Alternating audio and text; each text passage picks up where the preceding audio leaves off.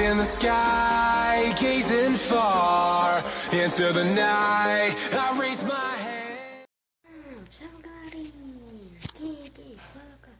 E galerinha, no vídeo de hoje eu só vim avisar que JK Coelho Souza pediu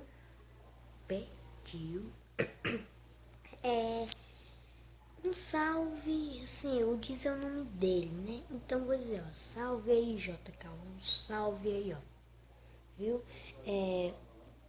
E assim, eu fiz um vídeo hoje, né? A Vitória no Egito, o episódio 3. E esse episódio, ele saiu hoje, saiu quase ainda agora. Ele até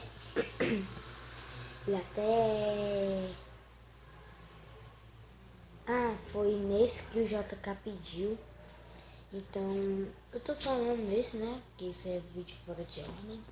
Mas é isso aí. E minha prontinha, meu Deus do céu, eu adoro essa fralda. Quando tá chovendo, eu pego no lençol, me deito aqui nesse sofá. Ai, muito gostoso. Meu Deus do céu, tô dando pro voo, fico com medo. Mas então foi isso aí, galerinha. Espero que vocês tenham gostado. Compartilhe com os amigos, deixe seu like. Se inscreve se não for inscrito. E também vou gravar vídeos pelo computador como um Rebo, se eu quiser alguns lags às vezes. E quem quiser me adicionar lá, é só entrar em rebohotel.in, você cria sua conta, me adiciona lá. Aí quando eu for gravar fora de ordem, assim, ó, tipo, fique todo dia online, ou quase todo dia. Aí que eu vou fazer tipo uma série chamada Rebo dos Inscritos, mais ou menos assim.